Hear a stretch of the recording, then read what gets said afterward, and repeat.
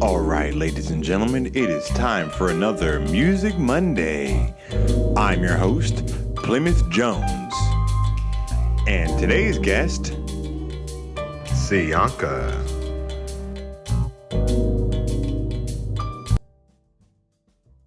What's going on, everybody? Plymouth Jones here from ScrewUp TV, and it's time for another edition of Music Monday. All right, that's right.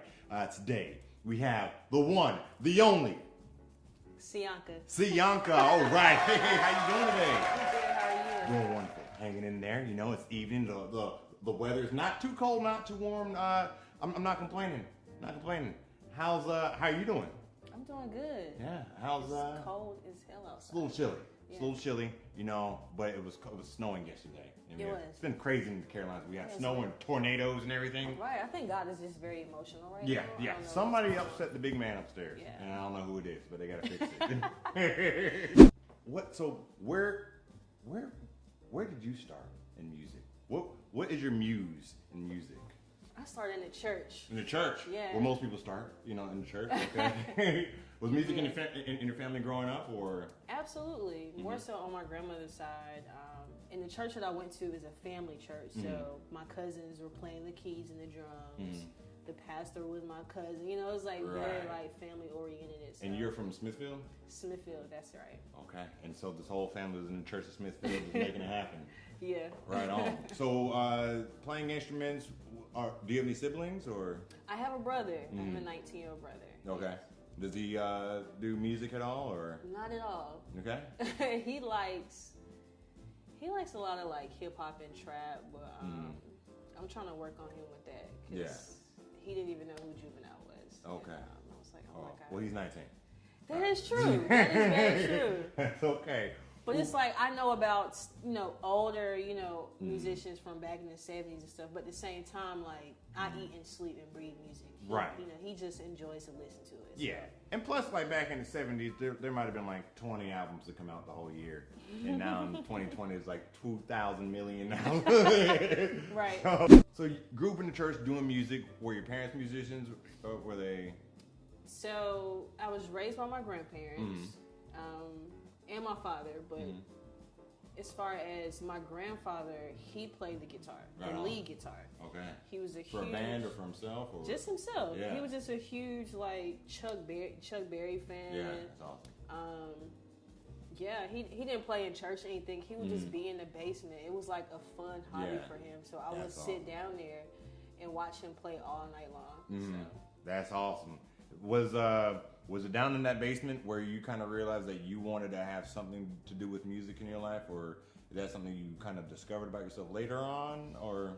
I discovered music at a very young age, probably like age 6. Okay. Being in the church so much, it started to become like very routine and boring to me. So I started to pay more attention to my cousins on the instruments and then the actual preacher. Like, right. So I was like, oh, I'm so tired of being here. So I had to find something else to keep my mind in tune. Yeah. So that's where it started. I think where I really kind of came like really aware, like, oh, I want to do music is when one day I begged my grandmother for a drum set. She's like, I'm not buying you no drum set right now. You have to wait till Christmas. Yeah. I'm like, it's like 8 months from now. I don't want to wait. So I used to go in her closet and take shoe boxes and just build my own drum set. That's dope. And I would sit in front of the TV and play for commercials and anything that had like a jingle in it. And that's when I kind of knew like, I like this a lot. Okay, so drums, you picked up the shoe boxes. What other instruments do you play? I play all percussion. I play the keys, the organ, so mainly just percussion instruments. Right on. Like I did music in high school, middle school. I was in the band, marching band. I went to school. I majored in music at UNC Greensboro. So. Nice. How was that for you at UNCG? How was that whole experience? I dropped out. Okay, there you go.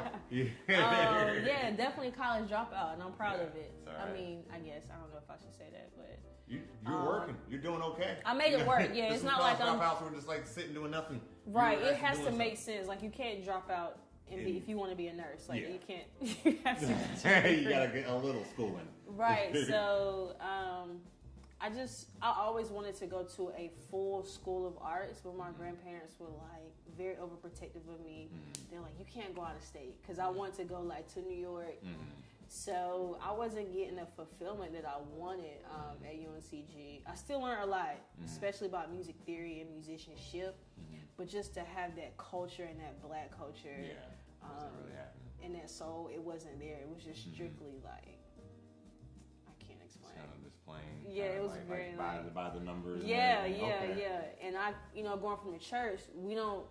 We don't read music and stuff. We play off of ear. Off of ear, and so it was very hard for me to connect at a certain part. So I kind of left that and just did music full time. And just worked some 9-to-5 jobs. How did the first song come about? Where you decided, I need to make a song. I need to make a piece of work. And then what were the building blocks that led to like an EP or The first song came about at my friend's house. We were chilling, and this is crazy. I had just lost my job. Could barely keep my car payment up. Thank God for my parents, they were helping me. But I was kind of like at a low point in my life, and I was sleeping at his house at the time because I had to leave my apartment because I had broke up with my ex.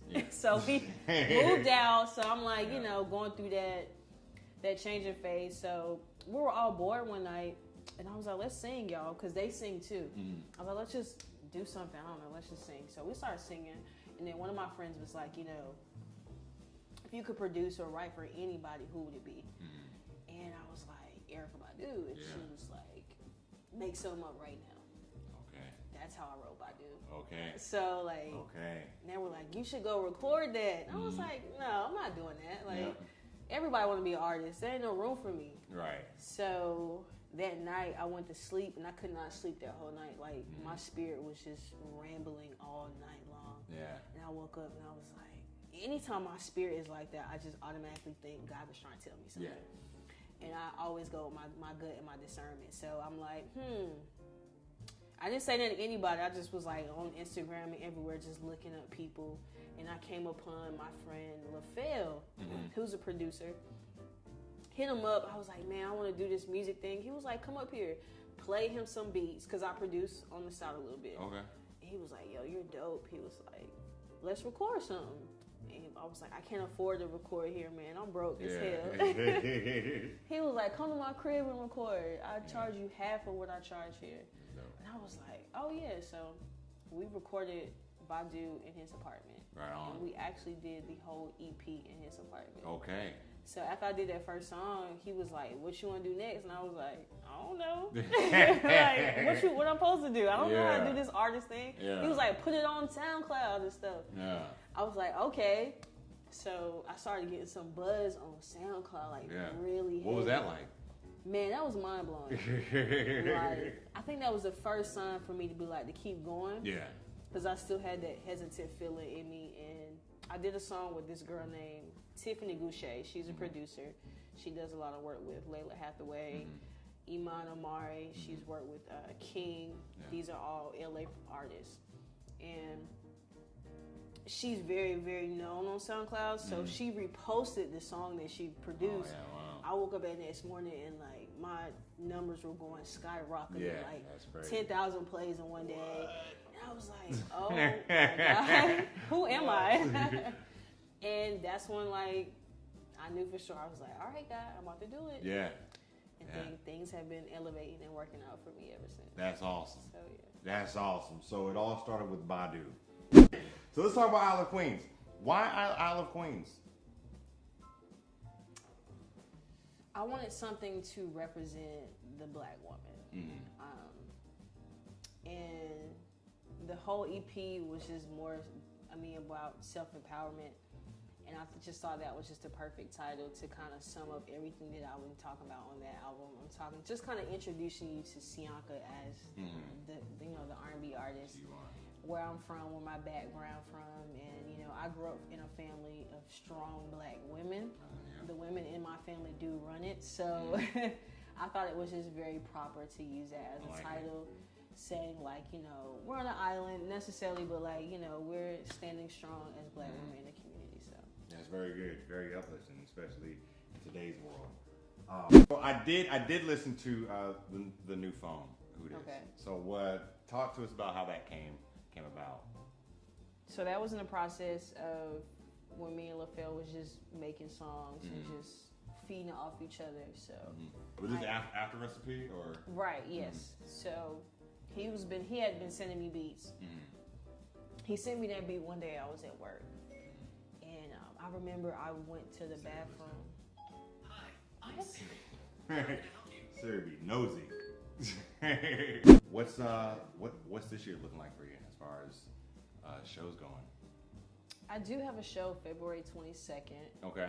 Coming up, but that's all we have for right now. It's just we've been doing a lot of planning for the album. I'm working on the album, just doing visuals and just setting everything up. So right now I'm just in the process of. All right. And what's the name of the album?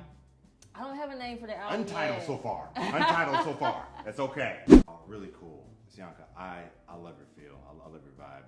I love the funky. I was jamming out some of your music earlier. What are we gonna hear from you today? With Light and Song. What song did you sing? I did Home. Home. Yes, that's okay. off of my recent EP called I'm Staying Home. Okay. So yeah. All right. What's Home about? Home is just staying true to yourself and where you grew up from. I mean, it talks about. It's the last song on my project, so it's me kind of reeling it in and just saying like, home is where the heart is. Being, what's the word I want to use? Me being compassionate about what my upbringing is, the trials and tribulations. I'm talking about, a lot of things that I went through in my past and how being at the house literally is my comfort. Right. And a lot of things is going out in the world right now, so.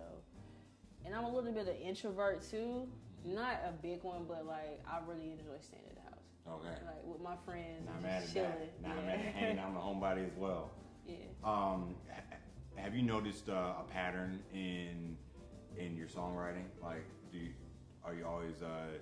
Is it always like a life event that strikes something, or is it sometimes a thought, or is it sometimes something flies by and inspires you? Is it different per song, or are you starting to kind of find the groove? That's a great question. It just depends. I know for this last project, I'm Staying Home, we were very straightforward and concise about everything. Even the beats that we chose was very strategic. So it just depends on what setting or atmosphere I'm in, because a lot of my music has been from past events in my childhood. Okay. So I will say for this next project, my album, it's not going to be more so about all these traumatic events. It's just going to be just fun. I think this project is going to be just fun. Yeah. You can get down to at a cookout, at the club. Yeah.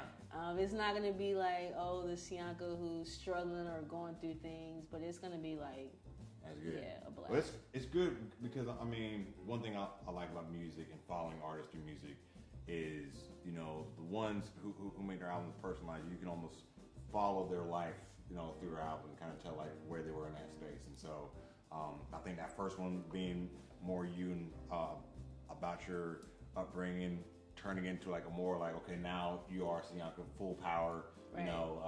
That's awesome. Cyanca, it's been great talking to you. Absolutely. Thank you. It's been wonderful talking to you. You have a great soul. I love your sound.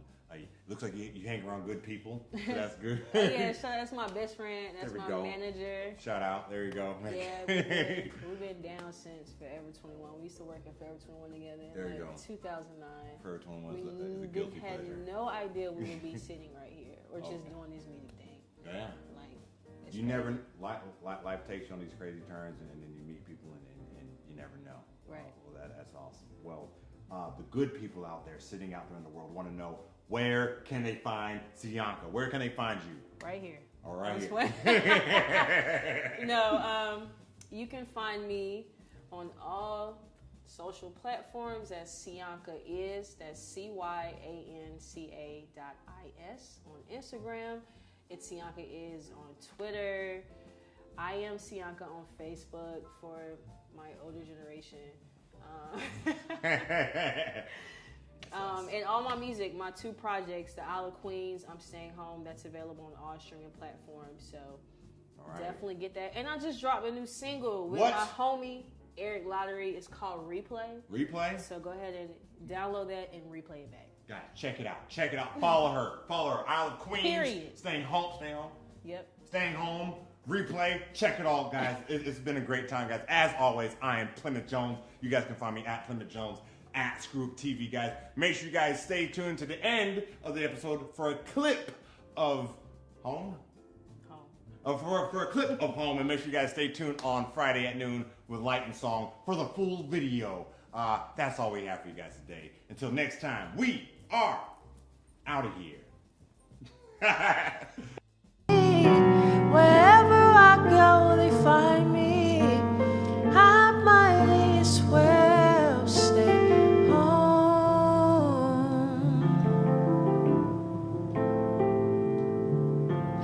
I'm staying home.